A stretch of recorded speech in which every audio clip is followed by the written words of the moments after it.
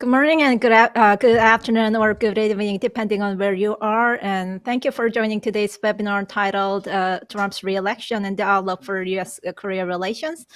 And my name is Jin-myung Kim, and I'm editorial writer and former Washington correspondent for the Chosun Ilbo.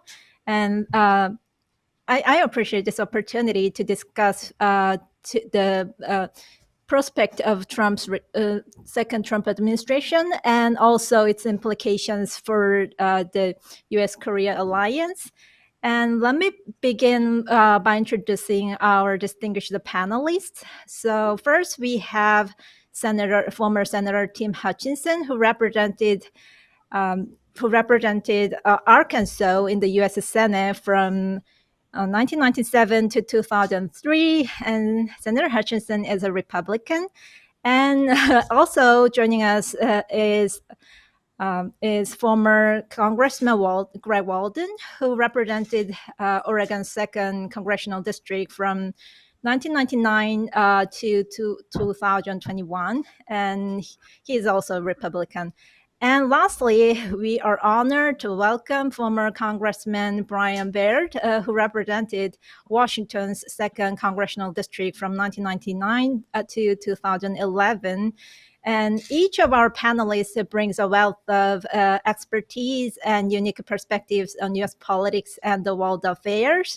And I hope you will forgive me the brevity of this introduction, as there is no time for fully convey your extensive background. And so today we would like to discuss the major political shift we witnessed last week. And so President Trump was reelected, and it is a development with the significance for the entire world. So I'd like to start by asking each of our panelists to share their thoughts on the outcome of this election. And please keep your responses about to 1 minute. So Senator Hutchinson, would you like to begin?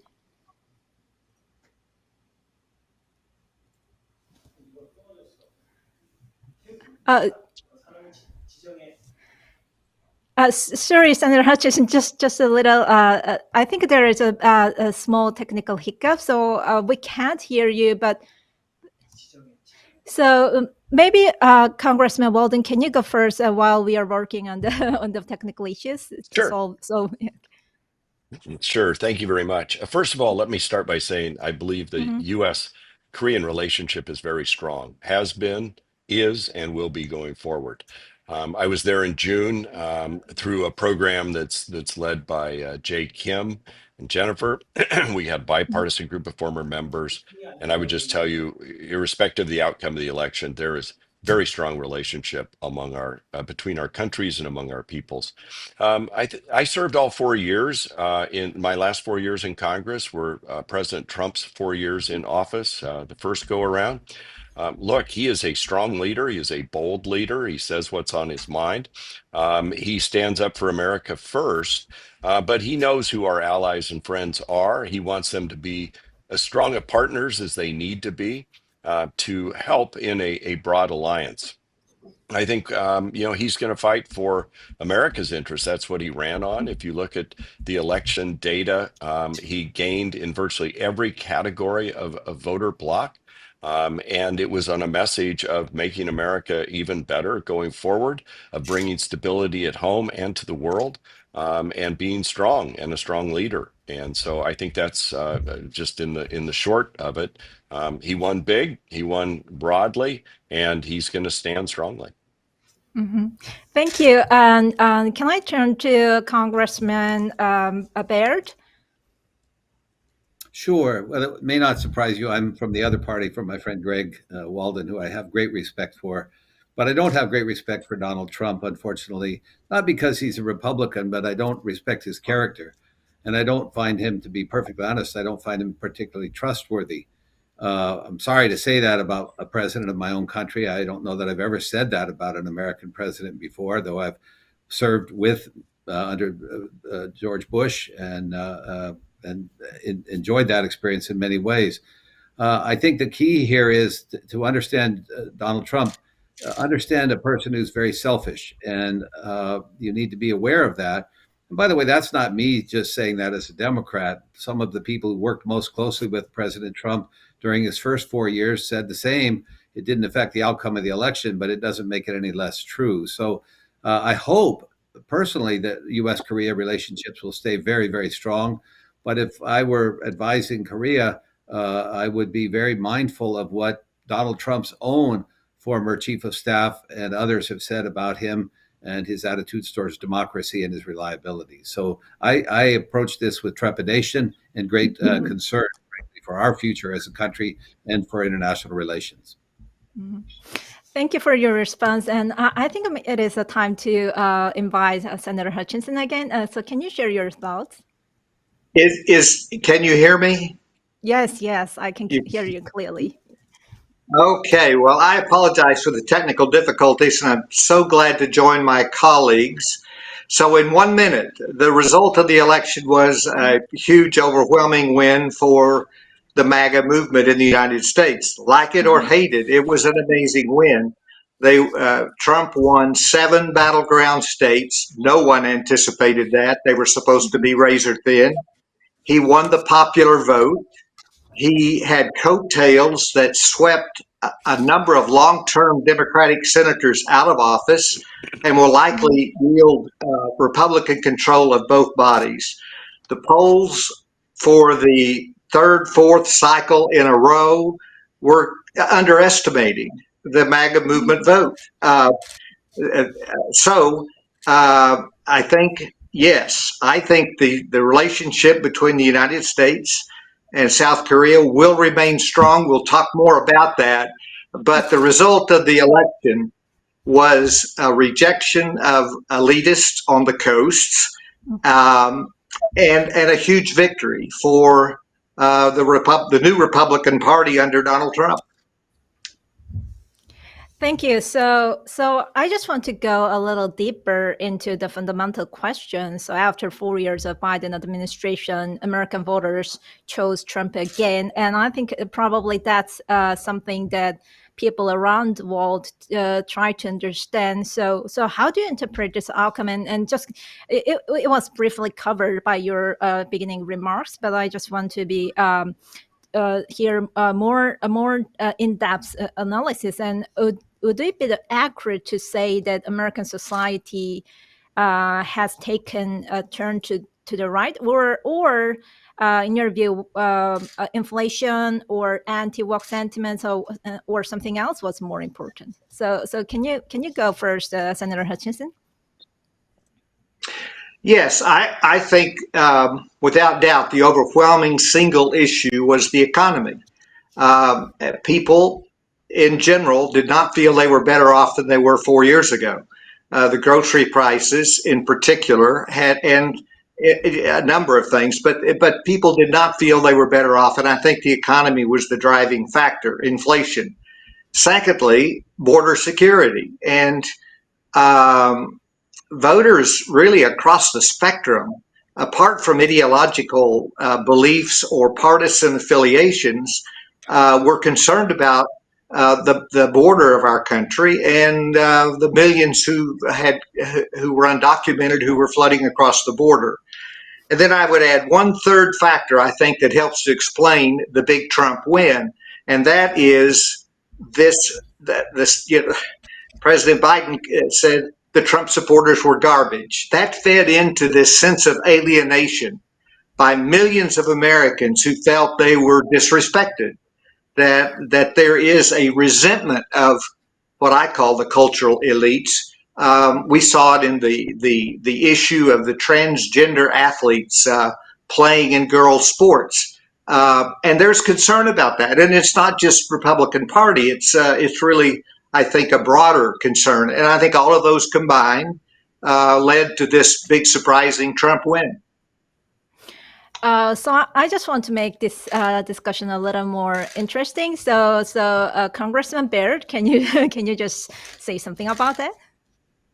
Well, I think Tim raised a number of fair points. I think it's pretty troubling commentary about the status of the democracy in America that the very small, tiny frequency of transgender athletes, which I disagree with transgender people competing in women's sports as well, but that somehow outweighed the first president in the history of the United States of America who tried to overthrow a democratic election, who inspired a mob to assault the Capitol of the United States, who condoned it, refused to stop it, and then excused it and apologized for it, and called the people who attacked the United States Capitol heroes.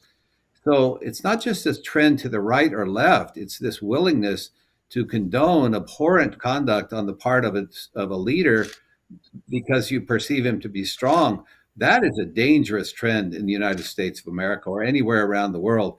And it's fine to call people elitists, but look, Donald Trump denied the elitists who were the doctors and the researchers and the scientists who put forward the COVID vaccine, and we lost 1 million Americans' lives because of that. So I see it's a pretty dark day for our country, not just politically, but in terms of how we make decisions and whether human character, just fundamental character, the kind of things that characterize John McCain, George H.W. Bush, and other fine Republican presidents before, or presidential candidates, not at all evident in Donald Trump, in my judgment. And that's a sad day for not only our democracy, but for the world. Mm-hmm. So Congressman Walden, as a Republican, could you just provide your insight? Yeah, I think the greatness of America's democracy is people have full information available to them, and then they make a decision. And I believe Americans looked at their lives and they looked at the state of the world and they said, you know what? I was better off. We were better off when Donald Trump was president. Gas prices were lower, grocery prices were lower. America wasn't involved in a lot of these conflicts that are going on now around the world. The world was safer. If you think about it, Russia was not invading Ukraine. China was a little on its heels. And certainly the Middle East wasn't where it is today. And people said, I don't think the Biden-Harris foreign policy has worked. The economic policy has given us inflation that makes living and taking care of our families really hard and difficult. And then we're supposed to just accept the fact that everything's good and joy is the new campaign motto. And you know, even on COVID, and I'm going to disagree with my friend Mr. Baird, and we are good friends. I was there through that whole period, and Operation Warp Speed brushed away all the regulatory hurdles that would have stopped the COVID vaccine from being made available. It was America that rushed it through the process under Donald Trump's plan called Operation Warp Speed. And it worked. And we saved millions of lives around the world as a result of making that vaccine safe and effective and available. And so I think people just said, look, I'm willing to tolerate these other things and the biases or the elitism or whatever it is out there, because my life is worse off and I want a different life. And I had a better life under the last administration. And so I think that led to the outcome you saw. It was not a close call. It was a big win. All 7 swing states, as Senator Hutchinson said, went with President Trump. And it was a repudiation of a lot of the things the Biden-Harris campaign, or then Harris campaign, ran on. So I felt that we can really have a heated debate over the topics we have just discussed, like economy and President-elect Trump's character and so go on. But given the limited time, so I just want to touch upon the Republicans' win in the Senate and probably in the House. So Republicans have secured not only the presidency, but also a majority in the Senate. And it seems to maybe in the House of Representatives. So how does this signify and how might it impact U.S. policymaking going forward? So would you go first, Senator Hutchinson? Sure. I think a number of things on the U.S. domestic front you can expect to see. I anticipate that first on the agenda will be tax cuts. There are, even with small majorities, and assuming that Republicans pick up the House by the smallest of margins, there are, as my colleagues know, there's some procedural ways in which even something like controversial tax cuts can be enacted with a slim majority. So I think you'll see some kind of a tax cut bill early on. I think you're going to see the very controversial deportation plan. I don't know the details. I don't know how that would be worked out. It will be controversial, but the American people voted to deport those who are in the United States illegally, and I think the president has to act upon that. I think you'll see a big change in energy policy and less regulations in general. Those on the domestic front within the U.S., and I know we're going to talk much more about foreign policy, but I do think that those are going to be the big changes that we see in the U.S. The president will do as much as he can through executive orders, and I think he will have a very cooperative Congress. Democrats obviously will do all they can to slow it up, hold it up, and there are parliamentary strategies they can use that to slow it up. But holding both the House and the Senate and the White House with a honeymoon, with a kind of a mandate that Trump received, I expect you're going to, in the first 2 years, see some pretty dramatic actions on the part of the U.S. government. Yeah, I think this is all important issues like deportation, energy policy. But first, can we just turn to Congressman Walden, and can you add on some more on this issue? Yeah, I think the other issue that's going to pop up in addition to the ones that Tim's raised is trade. The U.S.-Korean trade imbalance has, I think, doubled since President Trump left office.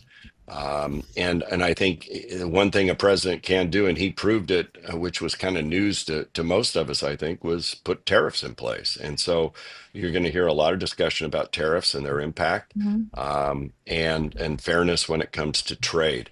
I would also put very high on that list that there is big bipartisan support in the United States Congress for trying to develop reliable supply chains and stop China from its activities when it comes to unfair trade and theft of intellectual property.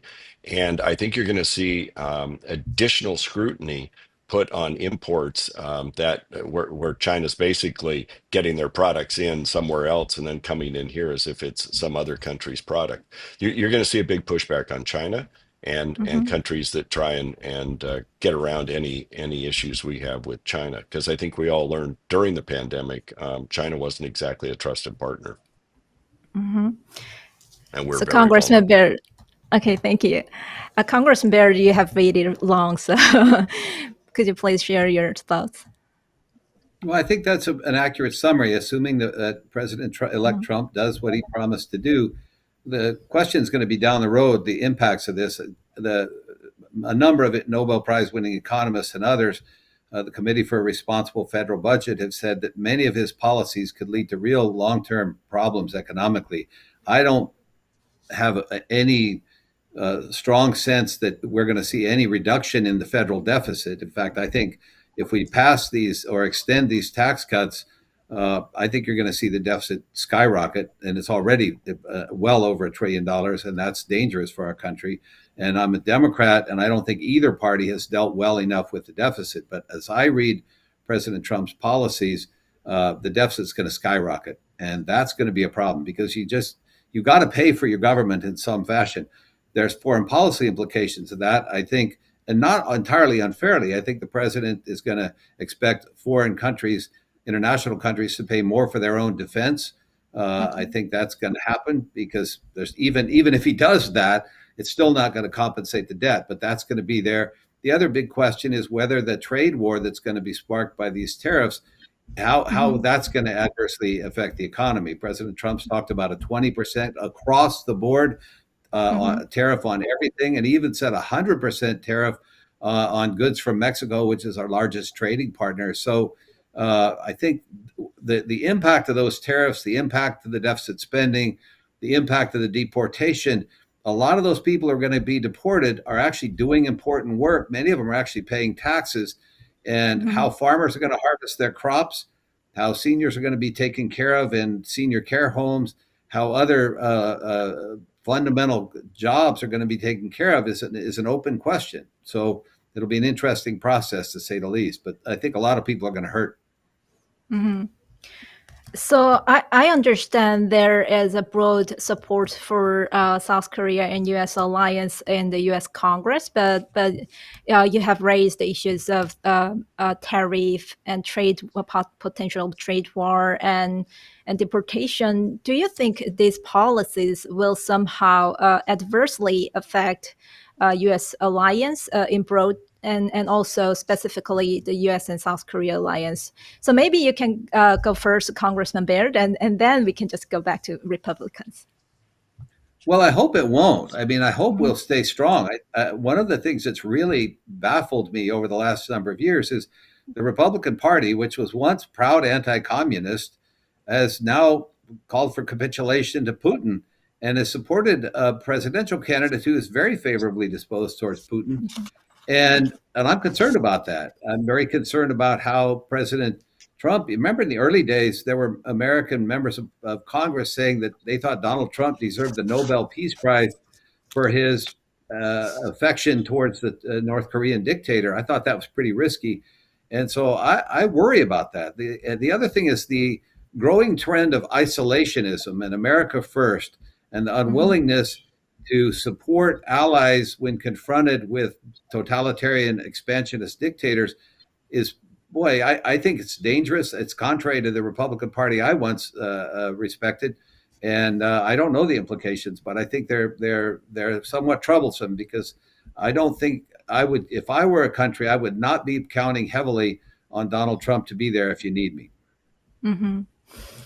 So I should give a chance to response for Republicans. So who do you who wants to go first, like Senator Hutchinson or? Greg, go ahead. Yep. Okay.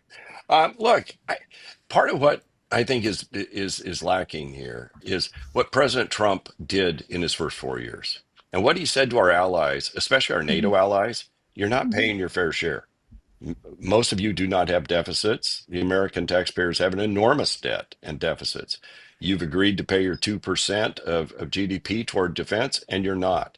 And we've carried the load for an enormously long time in the United States for the defense and security of our allies around the globe. And the voters are the ones who are saying, enough, we can't do this anymore. And so as a result, if you look, most nations, most of our allies, stepped forward and said, okay, we'll do more. South Korea has done the same. In very recent times, just inked a new 5-year deal and has agreed to pay more for American troops helping to provide for South Korea's security.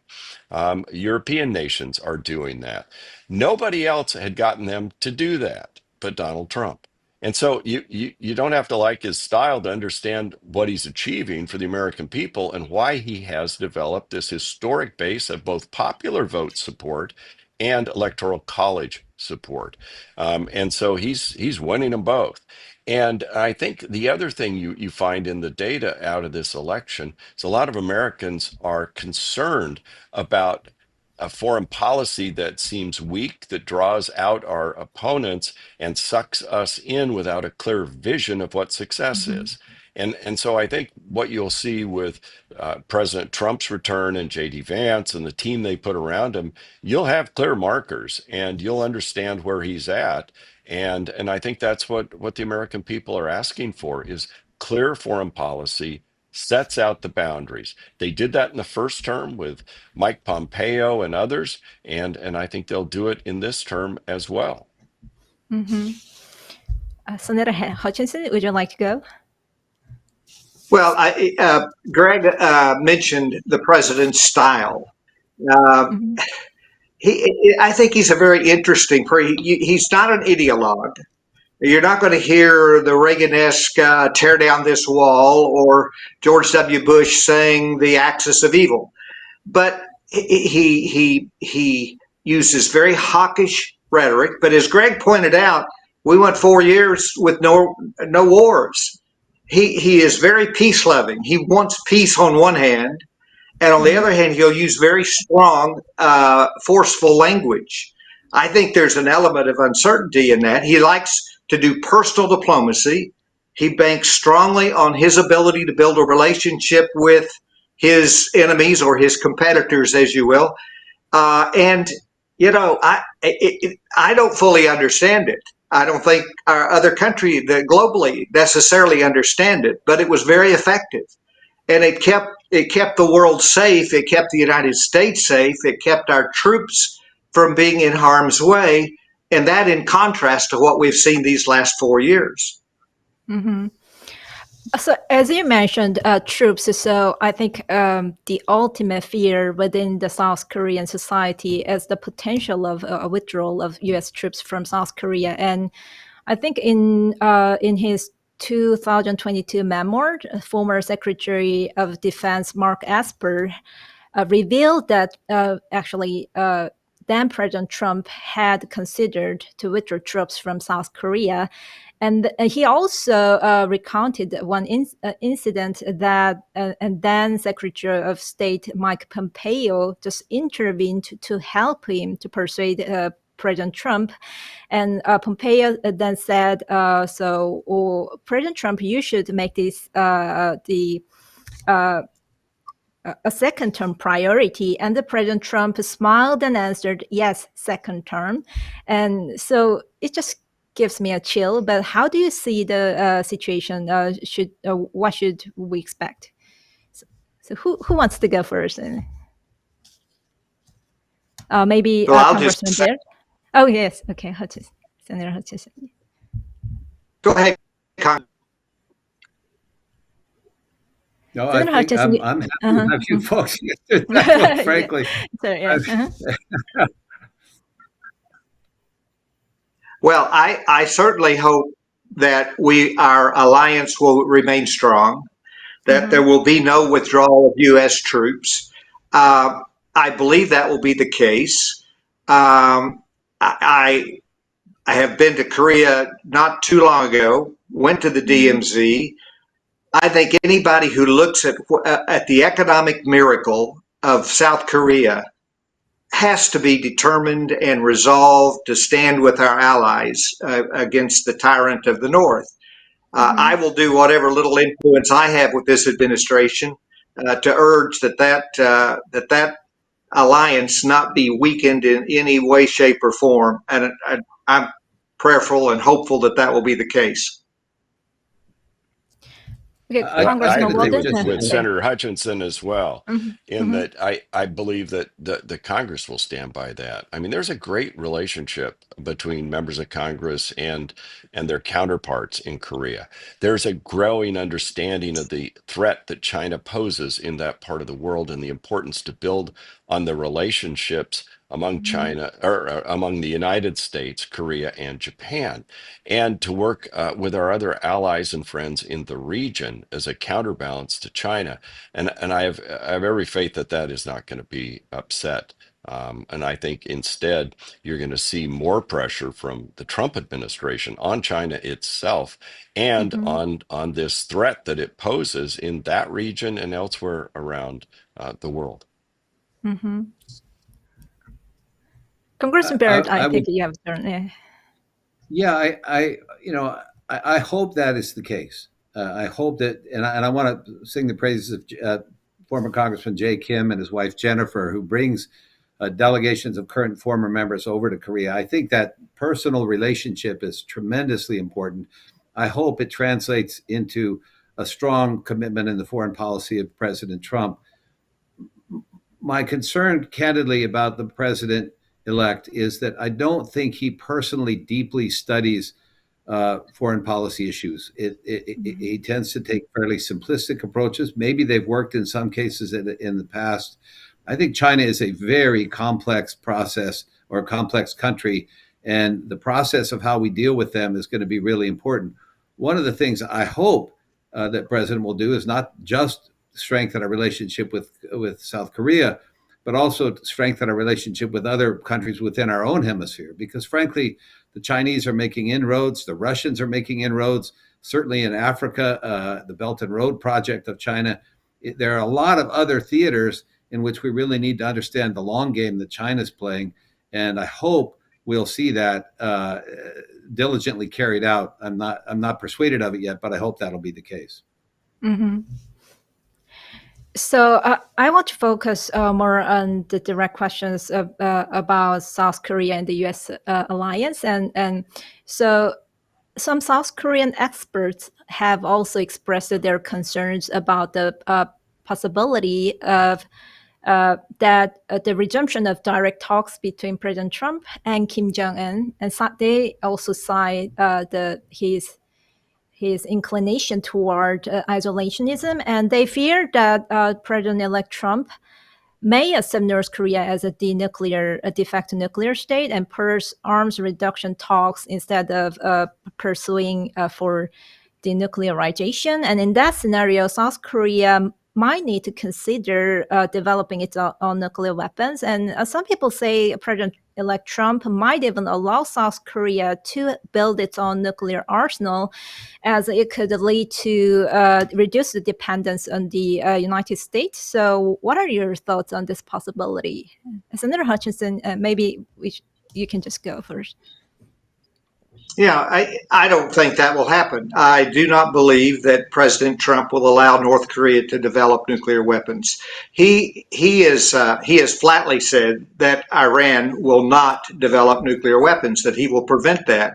It's President Trump that wants to reimpose sanctions or to begin to enforce sanctions on Iran. So I think that indicates his strong resolve to ensure that we do not have nuclear weapons developed in the North. Mm-hmm. Does any of you have different thoughts on this? Well, I do. The North already has nuclear weapons. I wish they didn't, but they already do. And the real question is not do they have nuclear weapons, but do they have capacity to deliver them directly to our continent? There's no question that they have the capacity. I don't think there's any question they have the capacity to use nuclear weapons within their own theater, which includes Korea, South Korea, includes Japan, and includes other surroundings. So they've got those. The question is, what are we going to do about that? And the challenge is once somebody has a nuclear weapon and a delivery mechanism, the opportunities get severely limited. And so that's where things are going to get very, very complicated, especially if either China chooses to engage in expansionist acts or if North Korea intends to. Then the question is, where would we stand? And that is a really tough question. And I don't know the answer to it. And let's not forget that in the meantime, the North Koreans are sending troops into Ukraine. They've partnered up with Russia. Russia's now an intimate player alongside Kim Jong-un. And you got the Chinese there. The world should be asking those two countries, are you interested in a nuclearized, ballistic missile capable North Korea? I mean, that's the question. Does that really bring anybody peace and security in the world to have North Korea not only have their nuclear weapons, but also the ability to send them further to other countries? And I think the answer is clearly no. So I would also just say every president I served with and have watched tried a different approach to deal with Kim Jong-un. And nearly every time the approach was he would agree not to do something if we would agree to send money or food or oil or whatever, and we would do our part, and then he would have ignored his part. And Trump tried something radically different, no doubt about it. He actually went and did face-to-face discussions. And during that period, it felt like there were fewer tests, fewer belligerent acts by North Korea during that period. Now, at the end, Kim Jong-un apparently wanted something we were not willing to give him, and that was the end of the diplomacy and discussion. But he tried a different approach. Every other president had tried, both parties had tried sort of the standard approach, and it didn't work. They just got what they wanted and kept building their nuclear weapon system. So I actually credit President Trump for taking a non-traditional path in foreign policy in that case, and he, I think he shut down Kim Jong-un for a couple of years there as a result of that diplomacy. So I think this exactly hits the spot that South Korean experts have concerns, because you just said that you just felt North Korea was less belligerent during the first Trump administration. And so what South Korean experts are worried about is the possibility that President Trump may negotiate with North Korea to reduce the threats to the continental U.S. And that means if he accepts North Korea as it is and as a de facto nuclear state, that will sacrifice South Korea's security, because I think President Trump, in his first presidency, he just ignored the fact that North Korea actually had continued to threat South Korea and Japan by firing short-term or mid-term range ballistic missiles. So I think. So I just want to ask you, how do you feel about South Korea's development of its own nuclear weapons? So as you say, North Korea already have nuclear weapons, and they are deploying troops to Ukraine to support Russia. And South Korea is located in the middle of these belligerent countries, Russia, North Korea, and China.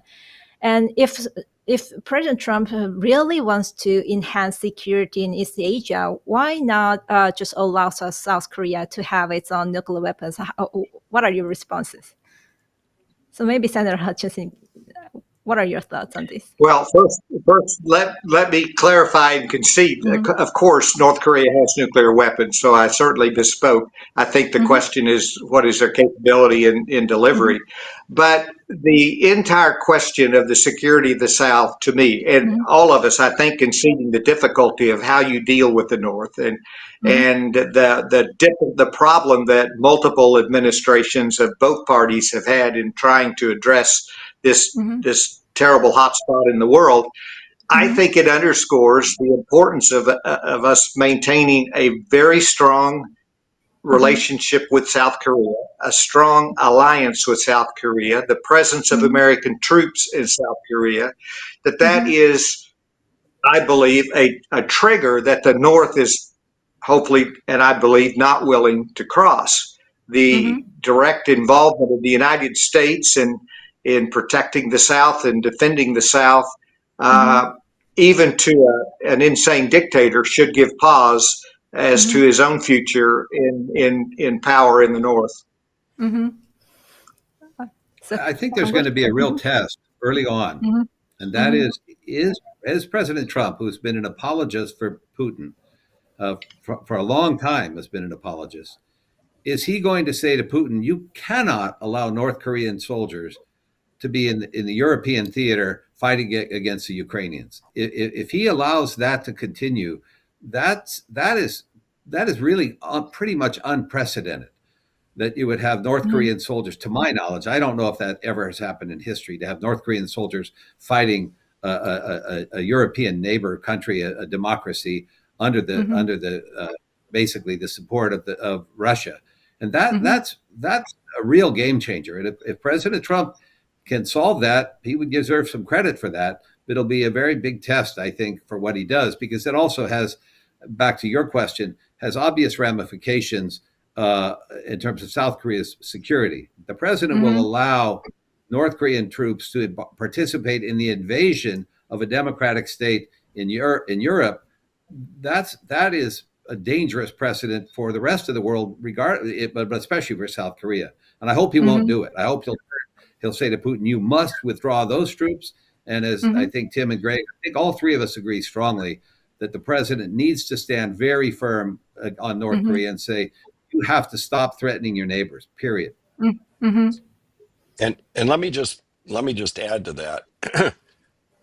This all happened under the existing administration.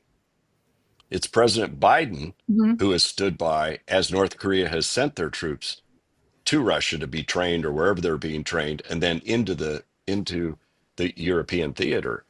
And it's like this is one of the reasons I think a lot of Americans said, the Biden-Harris foreign policy is a failure and is making the world less safe because they see these things happening. We'll see what President Trump does going forward. We know what didn't happen when President Trump was there before. Russia did not do this kind of activity. North Korea was not sending its troops into battle to join the Russians. And I just go with what happened or did not happen. Under the Biden administration, this all has happened. This all has happened. And I Well, think that's Greg, part of the reaction you're seeing among American voters. And we'll see what President well, Trump Greg, and his team do when they actually take office January 20th. Yeah, well, I think, Greg, Brian. it's all you have to realize. Russia was still occupying Ukrainian territory during Trump's administration. That was still happening. But they did not Kim Jong advance. Un They was did not still advance.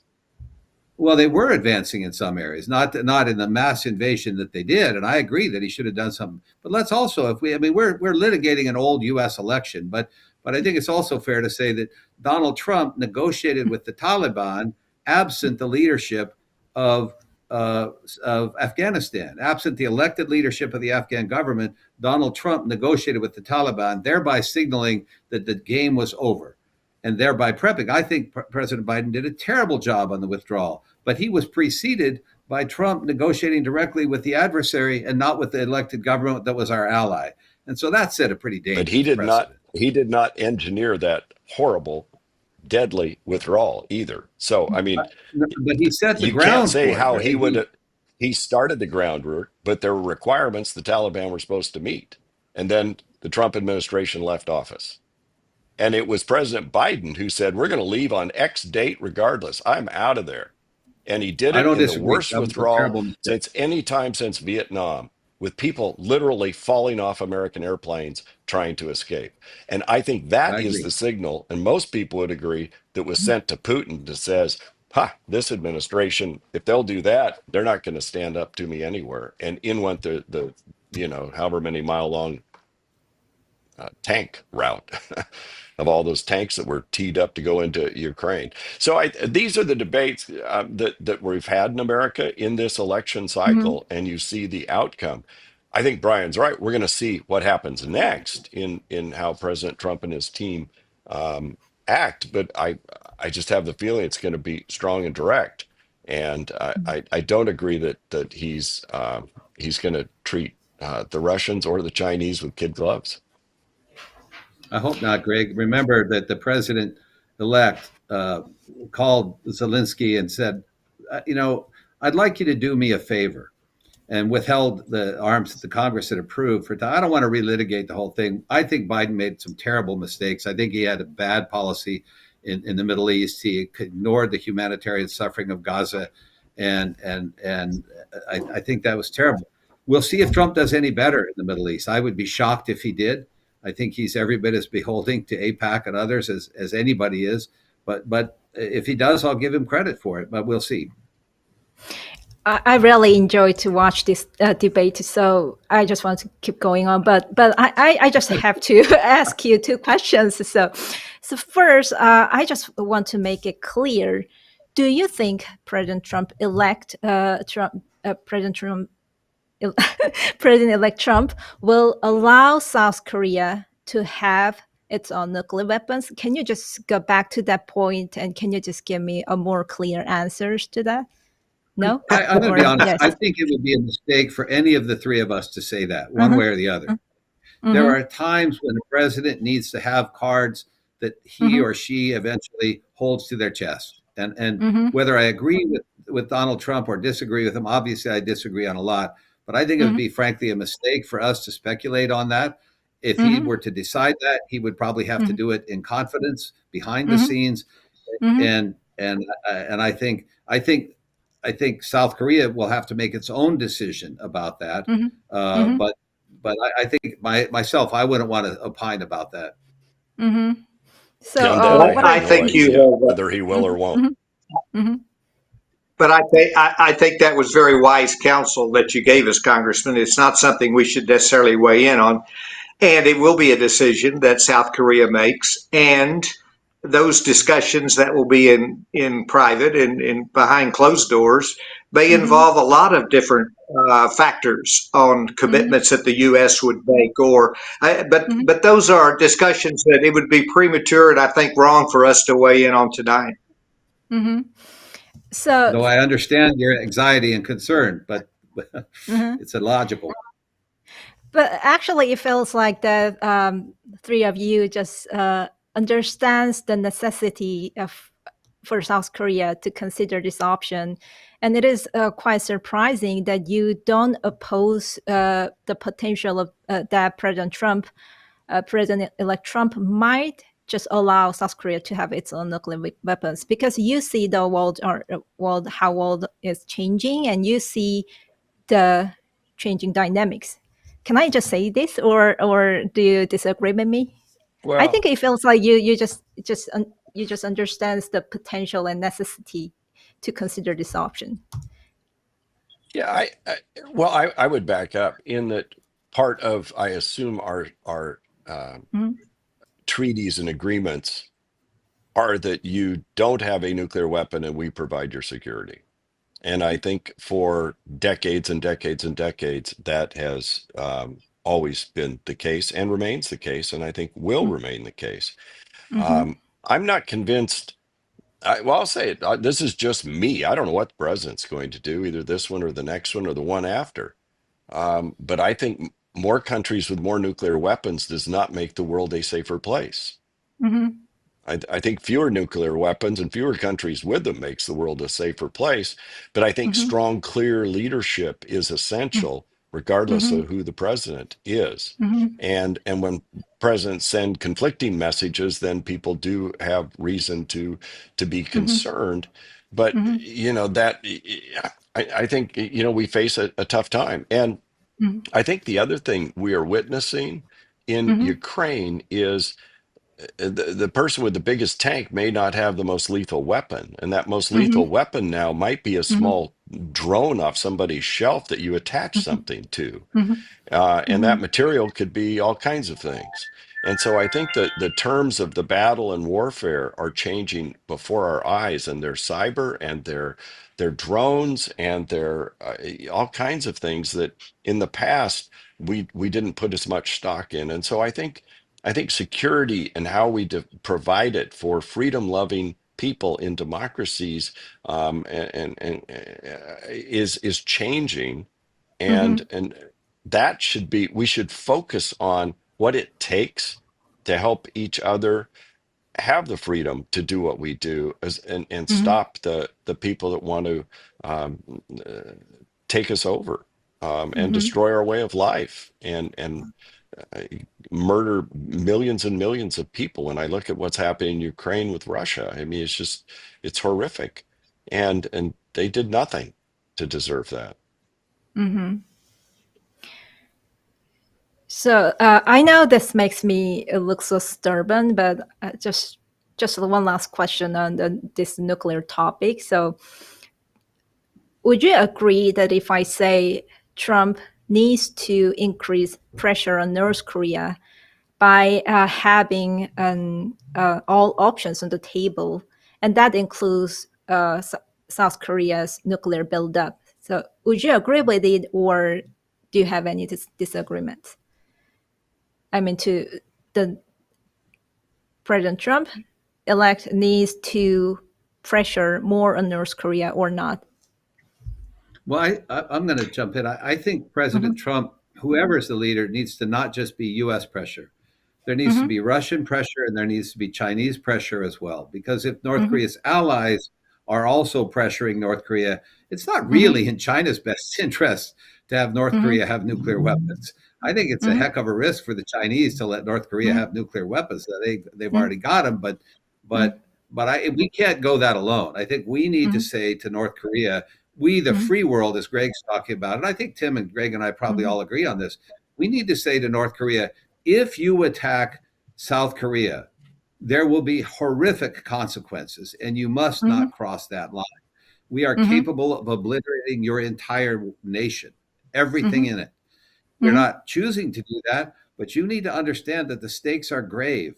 but also China and Russia need to say, we're not putting up with this. And in fact, what's happening lately, and I think it's a shortcoming of our whole system, global system, they're getting away with it, right? So if President Trump can come in and say to China and Putin, you got to tone down North Korea and get them to reduce their nukes, fantastic. So, Well, what are let me your just thoughts? add, I think that the president he's a good negotiator. He's a deal maker, but he has a lot of pressure points with China. China is the one country that can actually have an influence on North Korean behavior, I believe, more so than Putin and Russia. The whole threat of tariffs, whether it's 20% or higher, is a negotiating point, in my belief, that the Chinese economy is not doing well, that the president has a lot of leverage right now. And I hope he uses that to help create greater stability and to ensure that North Korea backs off their malignant intentions. Do you want to add something for Congressman Walden? No? No, I think we've covered it pretty well. Okay. I'll turn to the topic to economy. And so Trump's reelection and his stated intentions to repeal the Inflation Reduction Act and Chips and Science Act have raised some concerns among South Korean companies. As you know, so the IRA, the Inflation Reduction Act, enacted in 2022, and it just provides substantial incentives for clean energy investments. And South Korean firms like Hyundai Motors, they and LG, and I think also SK, they have made substantial investments in U.S. manufacturing facilities, both in electric vehicle and batteries. And I also think semiconductor sectors, and they have all the same concerns right now. So, what are your insights? Like, if Trump repeals the IRA and Chips and Science Act, what should we do? What should South Korean firms do? Well, I think I think he's made it clear that there will be no repeal of the CHIPS Act. There was a couple of misstatements by the speaker, but I think that was clarified. There's no intention of repealing the CHIPS Act. And a lot of the funding and the contract under the CHIPS Act has been is way down the track. It's beginning. The construction's beginning. So I think that commitment will be sustained. I'm less certain about the subsidies for electric vehicles, for EVs, and what may happen on that. The president had a lot to say about that during the campaign, so we'll have to see. And I understand the concern of Hyundai and other automakers as to what impact that may have on the commitments they've made. But that was a big part of the campaign. I don't believe he'll do anything that's going to undermine the auto industry's jobs in the U.S. I think he's made that clear, that he's going to do what's necessary to ensure those jobs continue. So It's also really hard to repeal something once it's in law. And I think to what Senator Hutchinson said, a lot of those programs have been in law long enough now that the grants and loans and tax provisions are in place. And a lot of those are in red states, Republican areas. And even though the Republicans didn't vote for those bills, they did on the CHIPS Act more, but on the IRA or the IIJA, those were more partisan bills as they came through the Congress. Their constituents are still benefiting from those expenditures, and companies have made long-term investments, as you've referenced as well, here in the U.S. I think it's pretty tough to unwind that. And so he may say that, but he can't do it on his own. Now, there may be some categories within the legislation that they can review and find bipartisan support on, or he may slow down. But the money there's a lot of it that's been allocated and headed out the door, and Mhm. shovels are being turned in the ground, the buildings are being built, and jobs are being committed to. I would just say the final point. I think Tim's spot on. Autos is everything to Donald Trump and the American auto industry, and standing up for the internal combustion engine part of the auto industry is part of why I think he won Michigan. Mhm. And all EV auto industry means a lot fewer jobs, in manufacturing all these. You won't be manufacturing all the parts that go into an Mhm. ICE internal combustion engine. It's a much different set of jobs. And so I think part of why he won is protecting both those jobs and the American auto industry. Now, Mhm. you're going to see continued modernization and all of that. But I think if there's a place where it scales back, it'll be funds that have not been allocated. And there may be on the EV side a little scale back. My Mhm. hunch is, though, there'll be a tightening on the foreign entity of concern provisions in the code, because Mhm. there are a lot of people that think that the FIOC piece of the definitions on some of the tax credits is not tight enough, and Mhm. foreign companies are able to take advantage of some of those provisions and get their Mhm. materials in. Uh, Mhm. but I'll stop. Brian? Yeah, I just think it's wonderful that we're finishing our discussion with my dear friend saying jobs have been created, shovels are being turned, uh, businesses are being built thanks to a democratic initiative. I just love that, and I also, but on a more substantive, I mean, it is kind of delightful for me. It is hard to overturn laws, especially when they're working and creating jobs. The other thing that Biden did was invest heavily in infrastructure. We had a $3 trillion. I'm sure both Greg and Tim would agree. When we go to Japan or we go to China and or Korea, and we look at the infrastructure you have in Korea, and we look at our own Mhm. infrastructure, it's pretty embarrassing sometimes. And Mhm. we're now trying to catch up. We've got a huge infrastructure deficit, and President Biden, to his credit, and the Democrats actually passed a major Mhm. infrastructure bill. But on the issue Mhm. of your Korean companies, part of the idea is we've got to stop the global dependence on China for fundamental supplies like Mhm. semiconductors.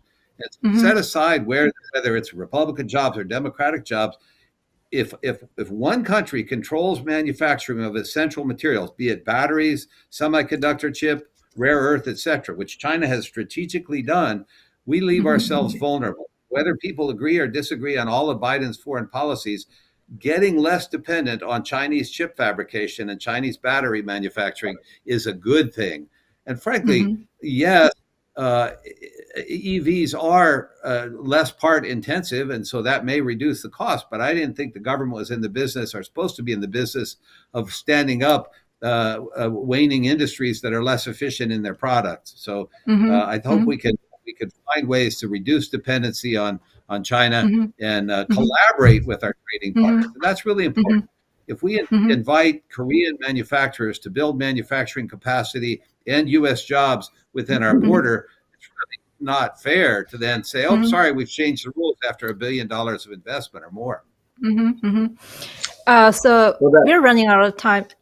S- Sorry, yeah, we are running out of time. So I think we just discuss a brief about the tariff and the possibility of trade war. So President-elect Trump, he said he proposed a 20% tariff on foreign goods, and he also said he would increase tariffs on Chinese goods to 60%. Do you think it is realistic, and don't you think that will just affect American consumer prices? What do you expect? Well, So, Senator if Hutchinson. the farmers in my state are pretty darn worried about this. I imagine in Greg's state, I know Greg's got an ag district. I know Senator Hutchinson, Arkansas, Mhm. produces all sorts of agriculture. Mhm. They're concerned about retaliatory trade Mhm. constraints for sure. So Mhm. maybe it's a bargaining chip, but it's going to have repercussions. Mhm. Mhm. Mhm. well, I think it is a negotiating point, and how high tariffs go. By the way, the Mhm. tariffs that President Trump imposed in his first term were never Mhm. repealed. They were sustained by the Biden administration. But the mention of chips and semiconductors, the real threat to strangling the U.S. supply of chips comes from Taiwan, not mainland China. I think it points to the critical strategic value and importance of protecting Taiwan. And in that regard, the economic pressure that President Trump is able to utilize through threats of tariffs and the imposition of tariffs, I think is a good tool in the protection of Taiwan, which is important to our supply chain. They produce, I think, about 70% of the world's semiconductors. And until we get our domestic industry fully up and at full speed, then protecting Taiwan is even more important than usual. Oh, I think we have a breaking news. President-elect Trump just announced that he would appoint Marco Rubio as a Secretary of State. So can you just provide, what are your thoughts on this? I think Marco Rubio is a very strong choice. He's a respected senator. He's well thought of. He's a thoughtful individual. He's smart. I think that's a very good choice the president has made. I'm not surprised. Yeah, Do you have any I agree. about Yeah. Well, I think if you look at, he's appointed Elise Stefanik to be his representative to the UN, who has been very strong and aggressive on foreign policy. And you've got Mike Walls, who's going to be his national security officer, who is a Green Beret and very tough on defense.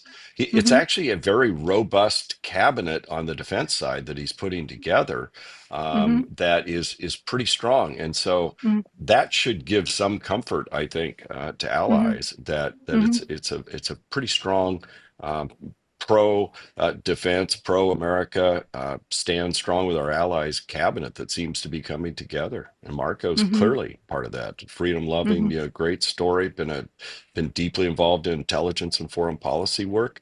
It's a pretty strong group. My main concern is whether they'll have the courage and integrity to disagree with the president if he tries to do something that's not constitutional or not in the true best interest of the country. We saw with prior people like John Kelly and others running afoul of former President Trump when they disagreed with him, but they had the integrity to do so. It's a dangerous thing in a democracy if you surround yourself on either party, frankly, with yes people. You need people who will disagree with you from time to time. I hope they will if he goes awry. So so I just want to ask you the track record of Senator Rubio in terms of his views on South Korea or Korean Peninsula. So how do you affect this nomination will affect the U.S.-Sparky alliance? I don't know specific views on South Korea. So. I don't either, but I will say this. Senator Rubio's built a reputation in his outspoken defense of human rights around the world. And I think that gives us a good clue as to what kind of Secretary of State he will be. And the human rights and the democracy that we cherish in South Korea, you can count on Marco Rubio, I think, being an outspoken critic of the North and a defender of the South, and one who wants to strengthen that great alliance that we have now. I think Senator Rubio's background of anti-Castro and anti-communist rhetoric and reality should favor South Korea. I fear that he will be not as objective in his relationship to Israel, and I think the U.S. really needs to revisit its Middle Eastern strategy, as that's actually harming us internationally in some ways. But I think as far as South Korea is concerned, I think Senator Rubio will be the strong defender of South Korea against North Korea and communism. So do you want to add something, Congressman Walden?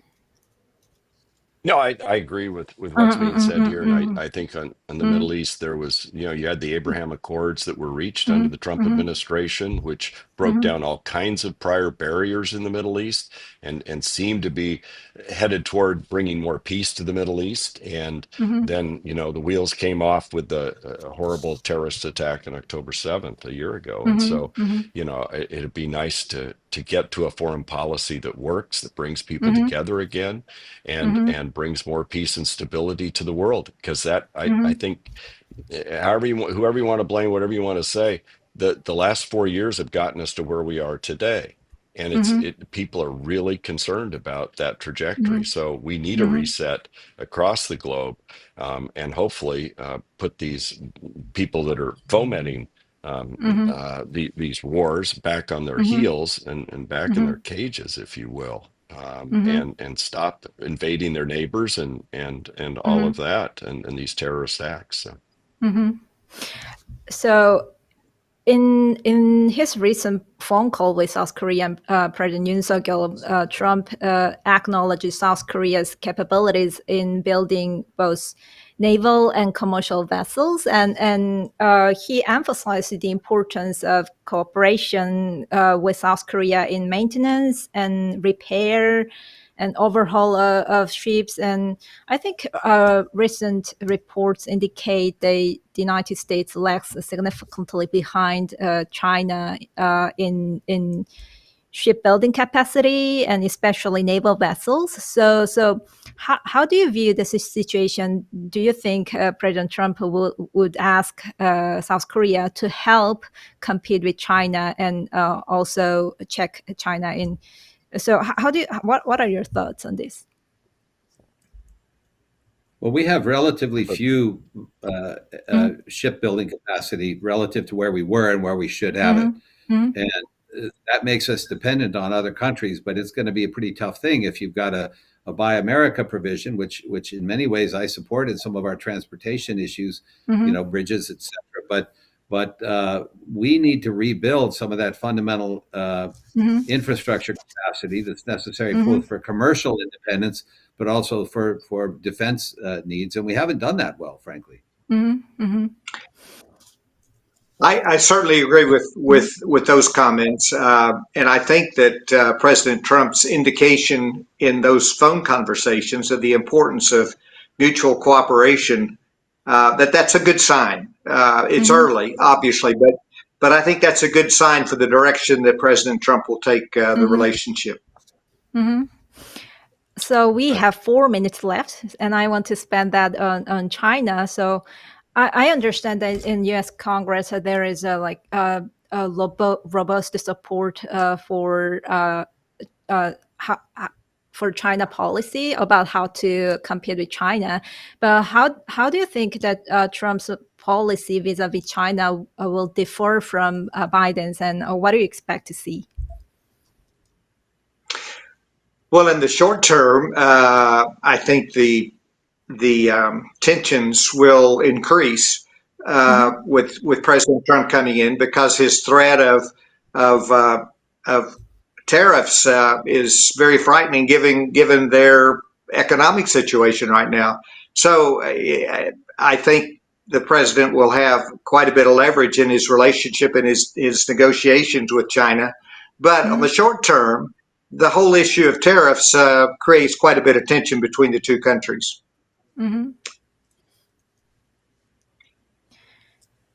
I worry, frankly, that I don't know that Trump himself is super competent to understand the history and the motives and the situation of China and their attitude towards us and the world. And I also think that right now, Trump, the rest of the world has concerns about Trump.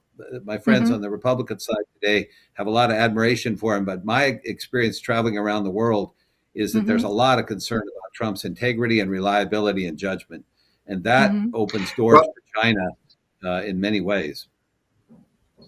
Well, I would just point out that when we question the president's knowledge and experience and abilities, that we need to remember a large majority of the American people expressed a lot of confidence in President Trump's ability to deal with China and world relations.